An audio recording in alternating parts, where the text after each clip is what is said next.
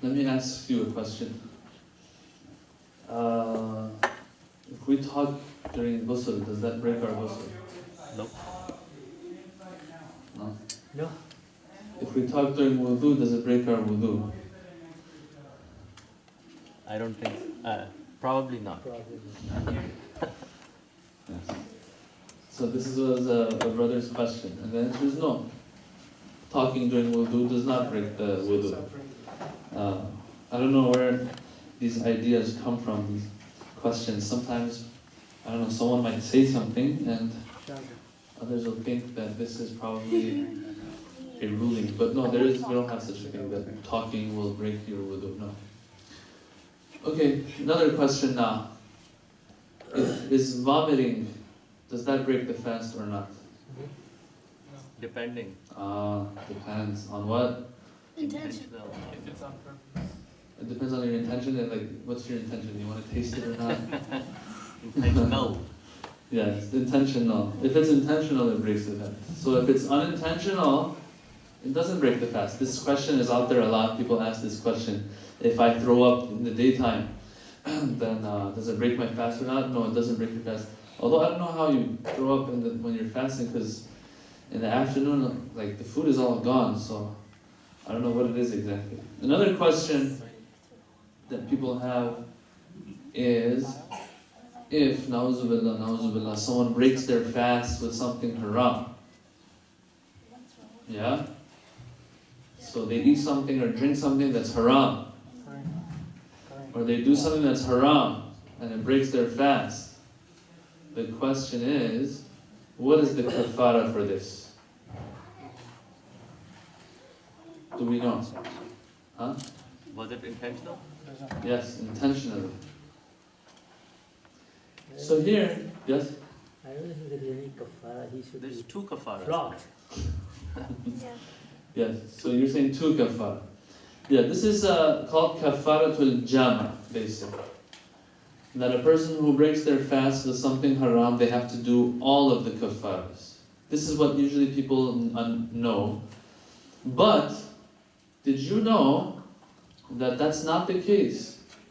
That's not the case. So, usually people, what their understanding is, that a person who breaks their fast with something haram, they have to do 60 days of fasting, and 60 days of 60 poor people they have to feed. This is called kafaratul jam. And back in the day, when there were slaves, also free a slave. 3 things. But now we don't have slaves, so now only 2 things.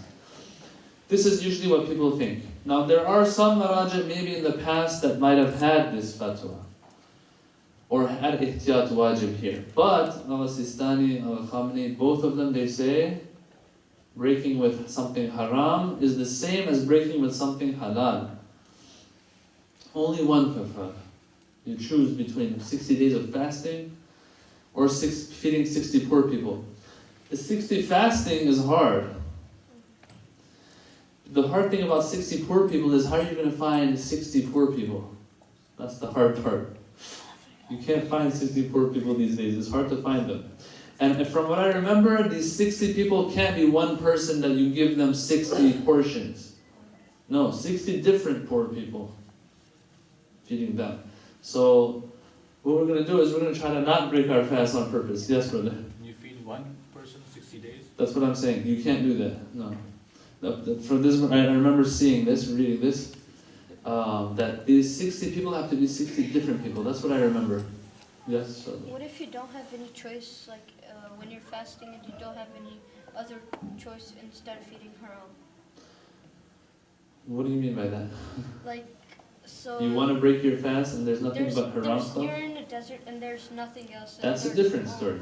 If you have no choice, that's a different story. So the things that we're saying right now about kafara, that's for a person who willingly, intentionally, without any other excuse breaks their fast. But if they have an excuse like what you said, then no, there is no kafara.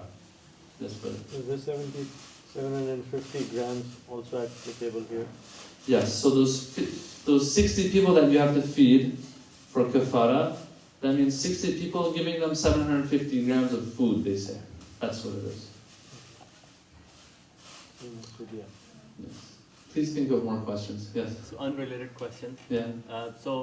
Someone who lives in one town, so this is a traveler question, right? And has to travel for work to another town. So we all know that it's okay for them to keep the fast because But how about a student who's starting classes in a new town and has to travel every day back and forth? Student, according to Al-Khamenei, has ihtiyat wajib here. That a student, they cannot fast, and their namaz is broken, is qasr.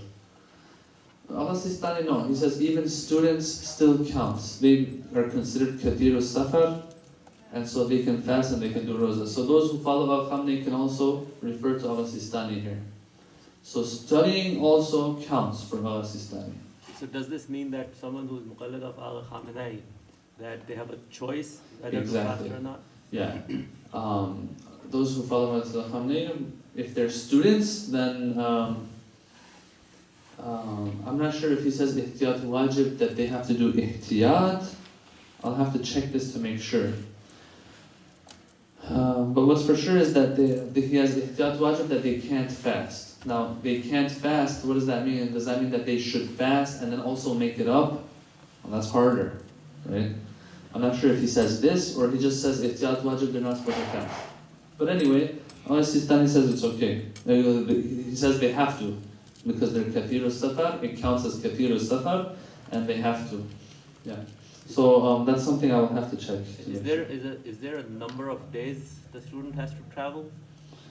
Yeah, there are some very, very detailed conditions here that Al-Sistani says. That, I don't know, out of 1 year, 6 months of it, they should be having this, or out of every month, at least 10 days. There's a chart, actually, that he has for this. That's why I wasn't able to memorize it.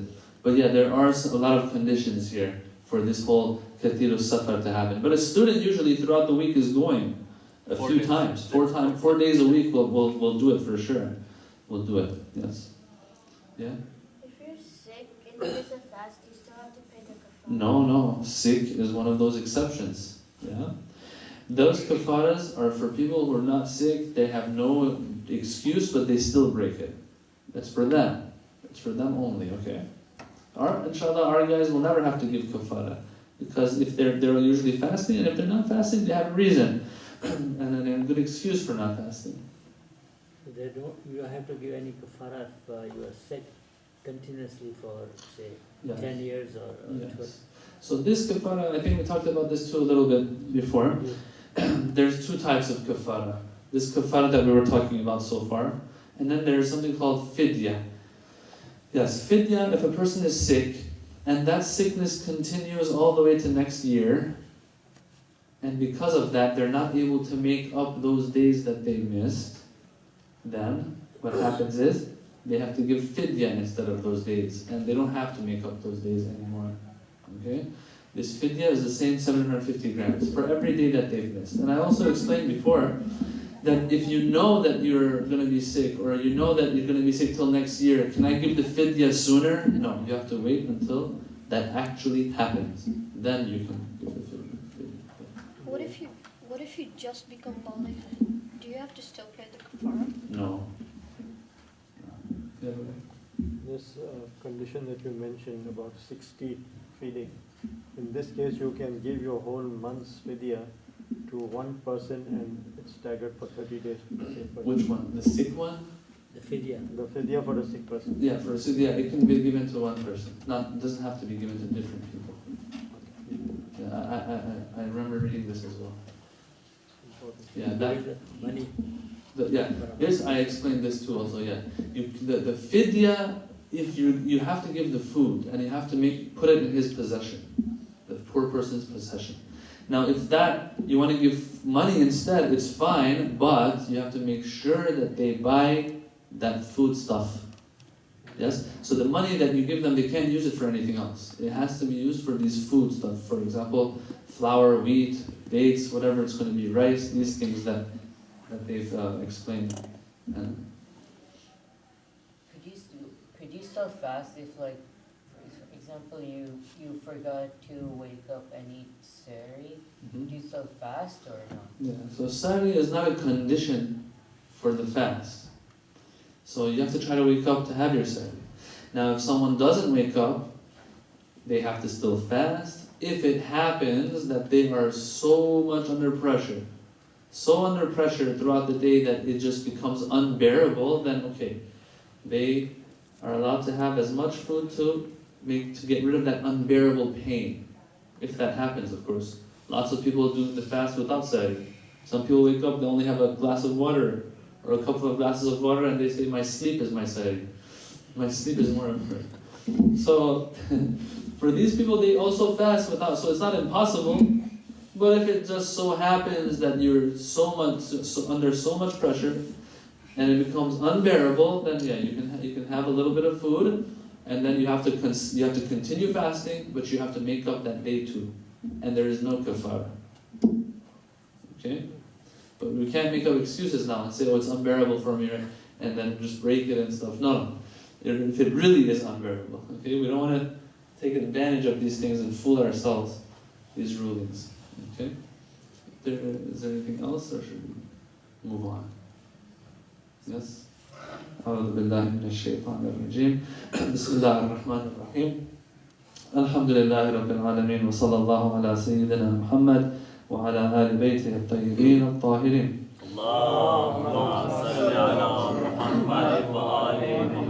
Verse 13 of Surah Al-Insan. We're going to have a little tour of Jannah now, in these verses that are coming. A little tour of Jannah, we're going to break it down and see what the blessings of there look like. I'm probably not going to ever see it, so at least let me try to read it now, you know. Verse 13 of Surah Al-Insan. متكئين فيها على الأرائك لا يرون فيها شمسا ولا زمهريرا. These abrar and these ibadullah, whoever they are, that are in Jannah, it's describing them more. Yesterday we had a few of them. Yesterday we had garden, we had garments of silk. Now we have, they are reclining therein on couches. They will find in it they will not find in it any scorching sun or any biting cold. La shamsan wala zamharira. Shamsan wala zamharira. Alright. So here we have two possibilities again. I'm sorry. Here when it says they don't see any sun and any biting cold there, what is meant by sun here? It might be the actual sun, that there is no sun in the hereafter. There is no sun. Or it might be symbolic of heat.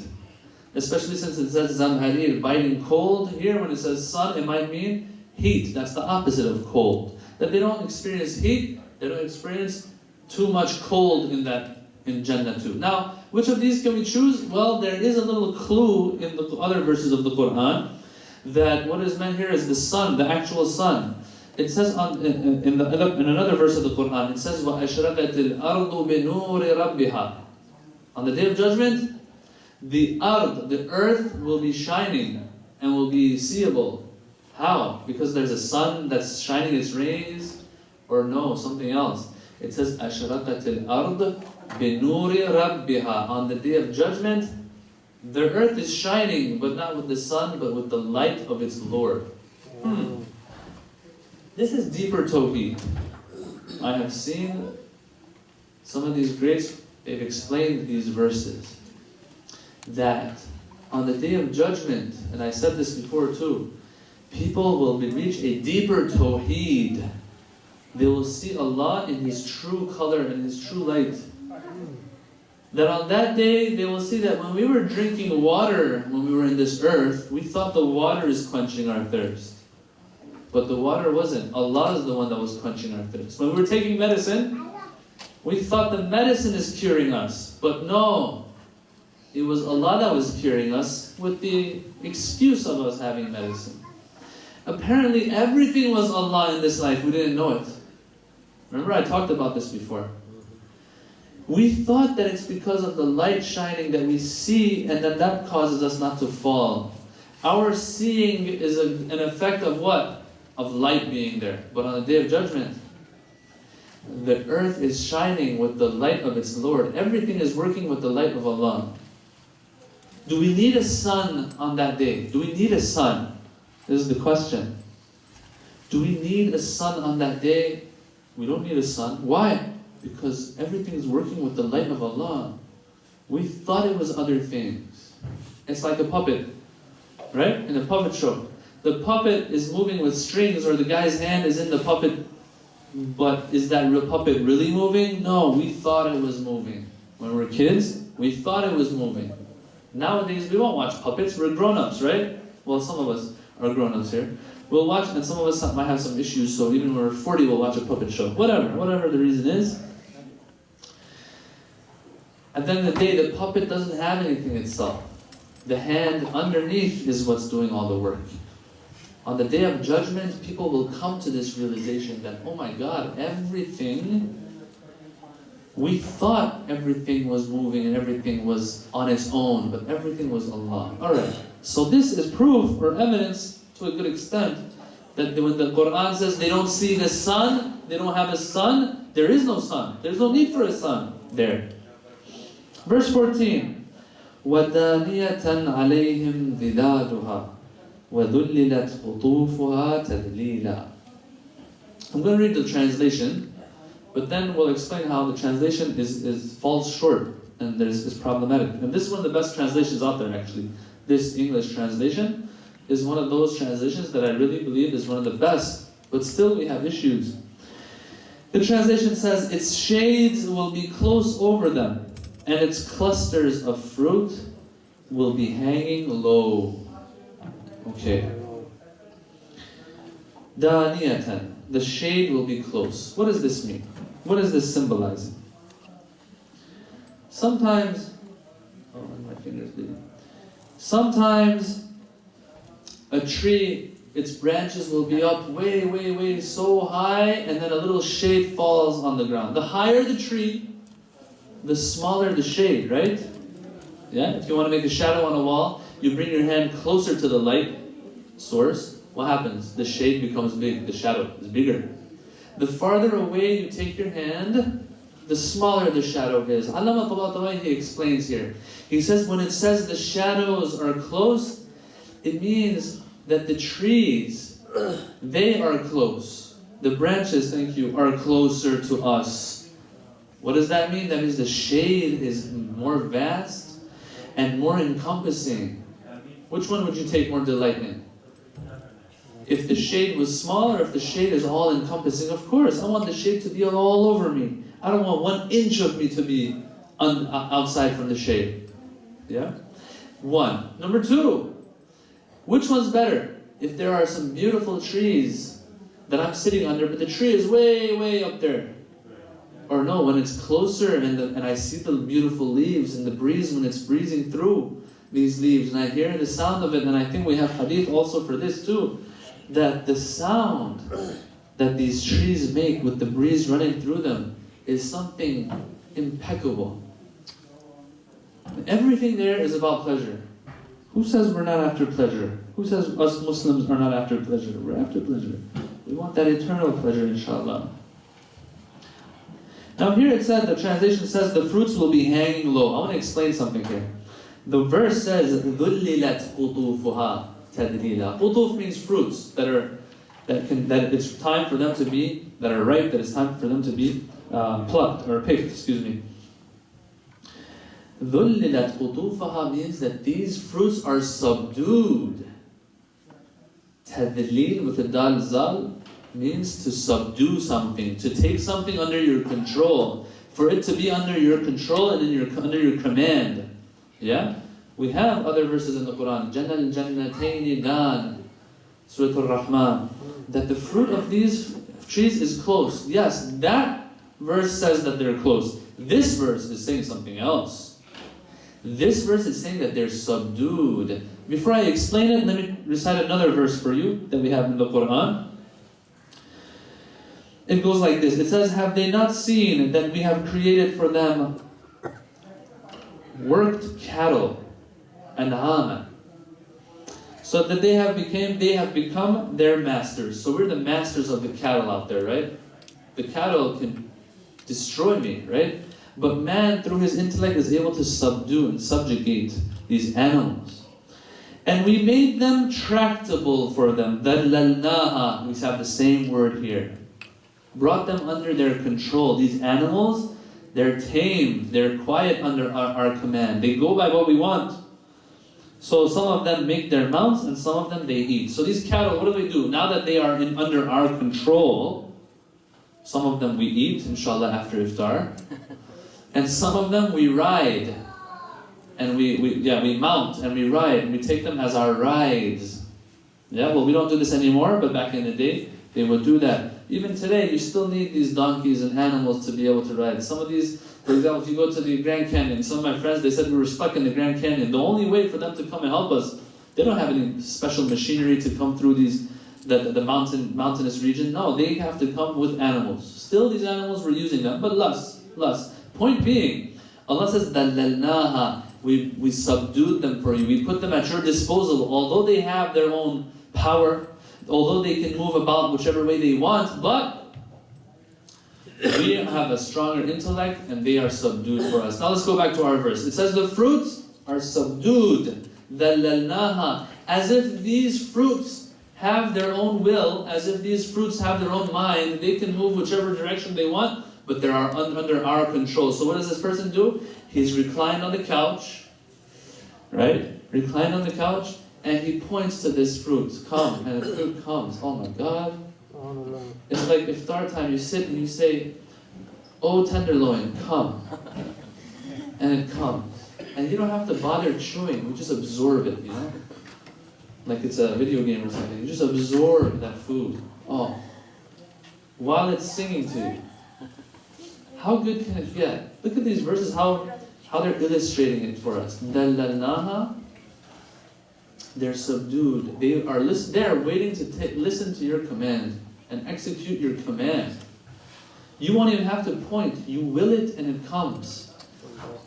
Now some people will say, "Oh, but that's too much. You know, we'll get tired of this." Yeah? Some of our guys, when they're younger, that's what they say. We'll get tired of it if we're always just sitting there. Don't worry, you won't get tired. But we don't understand how it is. And Allah knows we don't understand how it is. And He knows we're going to start bringing up excuses. We'll say, "Oh, we'll get tired of that stuff. I don't want that stuff. Let me just stick to what I have here." That's why Allah, on the other hand, He says, if you don't go for it, get ready for punishment. Just like your dad says, if you get good grades, you get a gift or whatever, you're rewarded. But if you get bad grades, I'm going to hurt you too. You know, someone's going to get hurt. Because He knows how important it is, how much He doesn't want us to miss out on that. We don't understand how important it is. We just see the video games when we're younger, when we're kids. Because my dad knows it's good for me, He says, listen, if you don't do it, you deserve punishment. Although He might not even punish me later. Allah will tell us, these are the good things. Some of us will bring out excuses. We're like, "Oh, that sounds boring. That sounds boring." He says, you don't know what it's all about. That's why if you don't move, then you fall off the treadmill. It's like a treadmill. If you don't run on the treadmill, what happens? You fall off. You either got to go or you fall off. There is no standing in between. Allah says, this life, that's how it is. Alright. But it's not going to get boring, trust me. Now, when it says these fruits that are hanging and they're subdued and they're waiting for our command, it shows, it's a good clue, that those trees, that their shade was close over us, those trees are fruit trees then. Because it said the trees, and then it talks about fruits, you can put these together, and put them together, what do you get? That these trees that are close and hanging close are fruit trees. You can probably arrive at this conclusion. And that explains that other verse, وَجَّنَ الْجَنَّتَيْنِ دَانَ. It explains that verse, that the fruit is close to us. Yes? Here it says the trees are close to us. There it says the fruits are close to us. So maybe, most probably, these fruits are on those trees. Verse 15. وَيُطَافُ عَلَيْهِمْ بِآنِيَةٍ مِّن فِضَّةٍ وَأَكْوَابٍ كَانَتْ قَوَارِيرًا. I just wish that when we're hearing these verses, we don't think that these are out of a movie. This is reality. This is reality. It's to happen. Think about it. Every now and then, think about it, brothers and sisters. That I'm standing here right now, this is my reality. These things that the Quran is saying, it sounds like a story, it sounds like a movie. No. Imagine yourself in such a place. Imagine that the tree's fruits are coming to you. And I'm actually feeling it, and I'm touching it, and I'm taking it, and picking it, or whatever. It's just like that. And as a matter of fact, our senses there are at a very high level. Here, you eat to an extent, then you can't feel anything anymore. Yeah? Like Sahri time. You eat so much, then you just can't feel anything anymore. Then everything's just spinning around your head, and you become numb. Your senses, they go for a walk. Or iftar time. But there, the senses are always at their peak and optimal level. Alright. يُطَافُ عَلَيْهِمْ بِآنِيَةٍ مِّن فِضَّةٍ وَأَكْوَابٍ كَانَتْ قَوَارِيرَ. They will be served around, now this is a very bad translation, I have to say it right away. They will be served around with vessels of silver and goblets of crystal. Now the sisters know this more than us, what these things mean.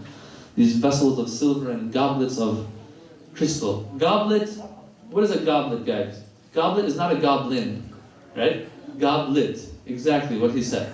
It's those things that the kings have usually. And they won't hold it like this. They'll put their fingers in between and they'll drink like this. And it has a base and it has a container part, right? Goblet. This is what a goblet means. That's what the translation here says.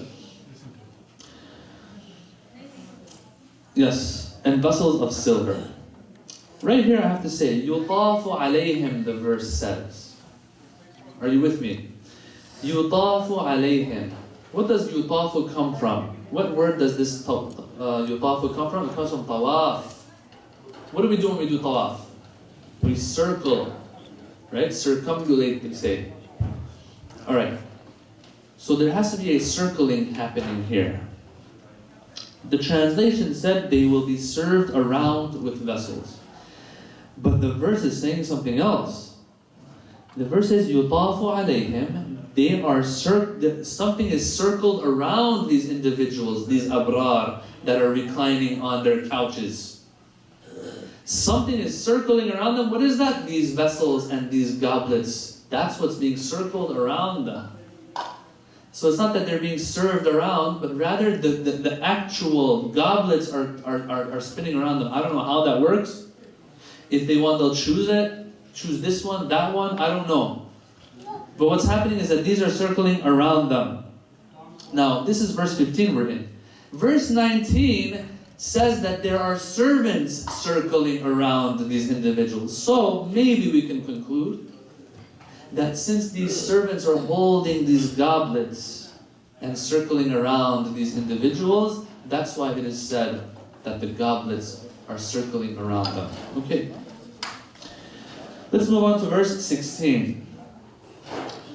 Regarding the material that is used for these crystal vessels and all of that. And you can tell that these two verses are connected to each other. Verse 15 and 16. I don't know how many of us are looking at the Quran here. Verses 15 and 16 are connected through one word, qawarir. Verse 15, يُطَافُ عَلَيْهِمْ بِآنِيَةٍ مِّن فِضَّةٍ وَأَكْوَابٍ كَانَتْ قَوَارِيرَ قَوَارِيرَ مِن فِضَّةٍ قَدَّرُوهَا تَقْدِيرًا. These two verses are connected with this word qawarir. It ends with qawarir, the next verse begins with qawarir. Alright, so it's letting us know a little bit more about the qawarir that's used in these goblets and vessels and so on. What does qawarir mean? Crystal. Crystal. Okay. The next verse says, a crystal from silver. Whoa. Crystal is usually something that looks like glass, right? It's glass. But it's an expensive glass. One of my relatives, one of the older relatives that we have, she collects these silver, these crystal, containers, whatever they're called. Crystal, what are they called?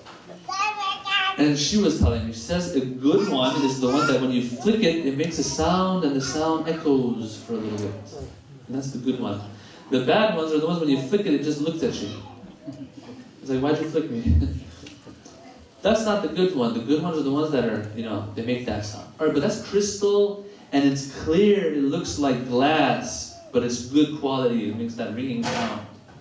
Here though, it says the crystal is made of silver. Whoa, wait a minute. Never heard of that in this world that we're living in. If you haven't heard of it in this world that you're living in, it's alright. You know why? Let's look at some hadith here. Recite a salawat.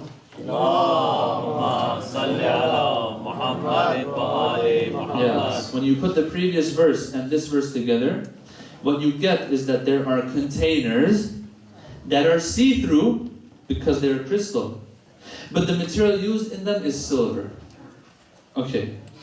But silver doesn't always necessarily mean the exact same silver that we have in this life, that element that we have here. No.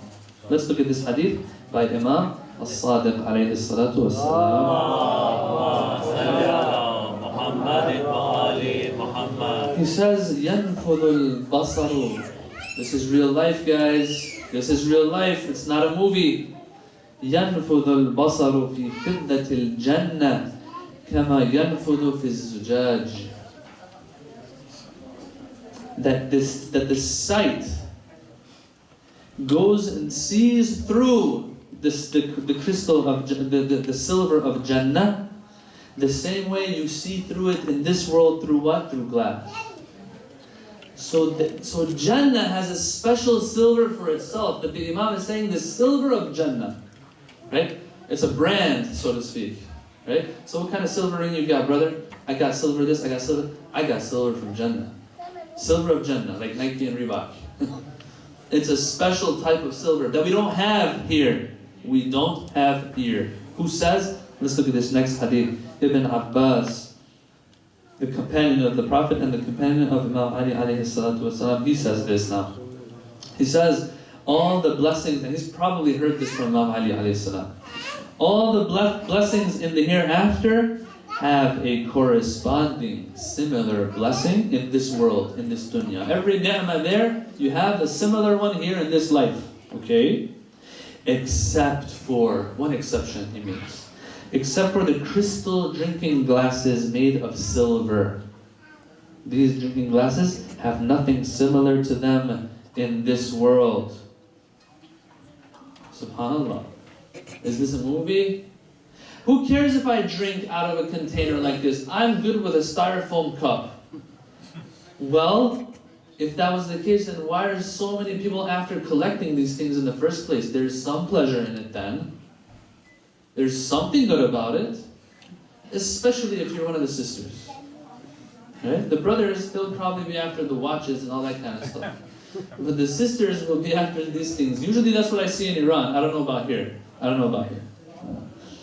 No, of course there's something good in it.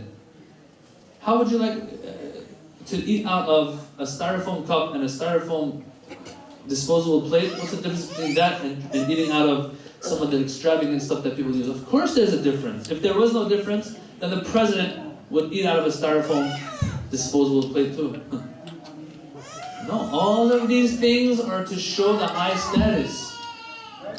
Everything you can put your finger on that you can use in this life, people want to get the best of it. Well, the same thing there. Same thing there. Brothers and sisters, please, we have to shoot for the stars when it comes to akhirah. They say be greedy when it comes to your akhirah. Being greedy for your akhirah, what does it mean? That means the more you get, the more you want. You want to make sure you get as much as you can because Allah has created us with unlimited desire. So if it's unlimited desire, that means, and the akhirah has something for everybody, I'm going to try my best to get as much as I can. Yeah, I'm going to try to get as much as I can. This life is not a life to have greed in. But for that life, you have to try to get as much as you can. You can't say, you know what, I think I've done enough for my akhirah now. Let's stop here. There is no stopping. There is no stopping. The same way, we're kids. I told you, I gave you this example before. I have no choice but to say it again. A child in the crib, if you explain to that child, listen, you're going to want your own room when you grow up. That child will tell you, I don't care. This is all I want, my crib. Because his understanding is limited. That's all he sees. He grows older, he has a room. You're like, listen, you grow older, you want a house, you want the neighborhood. Doesn't understand. So he says, I'm good with what I have. You try to explain these things, he doesn't understand. The akhirah is like this. We don't understand. We think that there's a point where we can stop. No, there is no stopping here. For akhirah, there is no stopping. You have to be greedy and get as much as you can with the akhirah, inshallah. And the good thing about being greedy about the akhirah, it means that the being greedy when it comes to akhirah has nothing to do with being greedy in this life. It's the exact opposite, as a matter of fact. The more giving you are, the more you care less about here, although you have no choice but to go after this life, the more you have secured that, and you have had greed for the akhirah. The greed of the akhirah is something good and positive. Now, when I say that we have something here in this life that's always corresponding with what we get there, look at this verse of the Quran, Surah Baqarah, verse 25. And give good news to those who have faith and do righteous deeds, that for them shall be gardens with streams running in them, whenever they are provided with their fruit for nourishment. They will say, this is what we were provided before. Oh, I had pomegranates too in the US. Now I'm in Jannah and I have pomegranates. Yeah, we have verses in the Quran that talk about certain fruits. And they were given something resembling it before. And Allah, He acknowledges this. They were given something resembling it before, but this one's perfect. That one was deficient. Yeah? Like, we have these big grapes that taste so good, but they have seeds in them. Dang. Well, of course, nowadays man has destroyed everything and has messed with nature so much that now everything, you can get the seedless version of it. Yeah? But in an organic setting, usually the big grapes have seeds in them. They're imperfect. Yeah? I'm just giving you an example. There, Allah gives us the perfect version of it. But He says that it resembles there. So we even have verses for this. So they are given this, qawarira min fidda, a special silver that you can see through. That Ibn Abbas says that there is no such thing like that in this world. And our sixth Imam said that the silver of Jannah, that brand of silver, is a silver that you can see through. Just like you see through glass here, but it's silver. Okay, that's what the containers are made of, the goblets, whatever are made of. Taqdaruha taqdira, verse 15 ends with. Taqdaruha taqdira. Is it that these goblets and these containers, that they are all pre-sized and ready, they all have the same size or different sizes and all that, and I choose from them, or what? Or is it something that qaddaruha taqdira? The translation isn't accurate. It says they're drinking from these in a precise manner, in a precise measure, A precise measure? No, that's not what the verse is saying once again. Qaddaruha taqdira means that these abrar are doing something to this goblet, doing something to this container. What are they doing? They're the ones who are giving it its measurement. How much do you want to drink today? How much you want to drink? Got milk? I don't want milk here. I want something else. Fine, you get what you want. How much do you want of it? This much. Boom. The goblet is made right there. So does that mean I have to say something? I have to tell them I want this much of a measurement? Or do I just say, be and it is? I explained this before, that the mu'min there says, be and it is. Not only does he say be and it is, he doesn't have to even say be. Because that'll burn 1.5 calories probably. Nothing. You will it. And it comes in a measurement that you desire. It's like in Jannah, you're playing basketball, you're like, you know what? I want size 15 feet today. Boom, your feet are that big, you get that shoe size. What? Yeah. Something like that. You can tell he has a small shoe size. He's upset about it. Yes. Verse 17. You see how we're going through this? It's a tour of Jannah. Verse 17. Should I, Brother Hashem? Should I not? Let's end it here, inshallah, because it'll take longer. I don't want to go over my time. Inshallah, we'll go on with verse 17 tomorrow. Alhamdulillah Rabbil Alameen. Sallu ala Muhammadin wa ali Muhammad.